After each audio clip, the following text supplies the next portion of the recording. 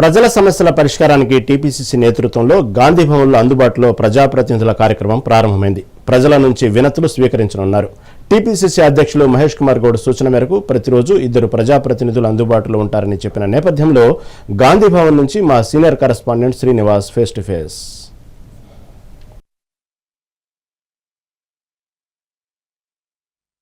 Pradesh Congress committee నిర్వహించేటటువంటి కార్యక్రమం విజయవంతంగా నడుస్తూ ఉంది. తప్పకుండా వాళ్ళు ఇచ్చినటువంటి ప్రతి అప్లికేషను నాకు వచ్చినటువంటి అన్నీ కూడా కడు పేద వర్గాల నుంచి వచ్చినాయి.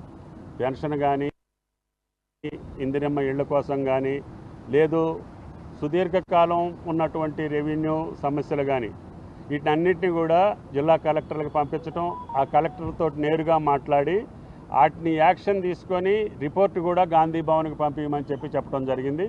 కాబట్టి జిల్లా యంత్రాంగం, రాష్ట్ర యంత్రాంగం గాంధీ భవన్ నుంచి వచ్చేటటువంటి ప్రతి అప్లికేషన్ను కూడా మీరు పర్సనల్గా స్క్రూటినీ చేసి సాధ్యాసాధ్యాలు పరిశీలించి అన్ని పేద వర్గాలకు సంబంధించినవి కాబట్టి ఈనాడు రేవంత్ రెడ్డి గారి ప్రభుత్వం ఈ స్కీములన్నిటికీ కూడా పథకాలను రూపొందించింది.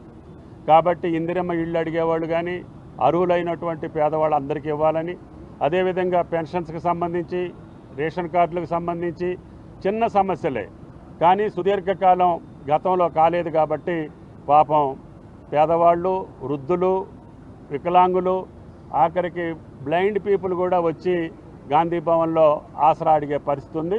వాటినన్నింటినీ పరిష్కారం చేసే బాధ్యత రేవంత్ రెడ్డి గారి ప్రభుత్వంలో తప్పకుండా గాంధీ భవన్ నుంచి వచ్చేటటువంటి అన్ని అప్లికేషన్స్ని హయ్యెస్ట్ ప్రయారిటీ తీసుకొని ఈ యొక్క గాంధీ భవన్లో ప్రతి సమస్య పరిష్కారం అవుతుంది.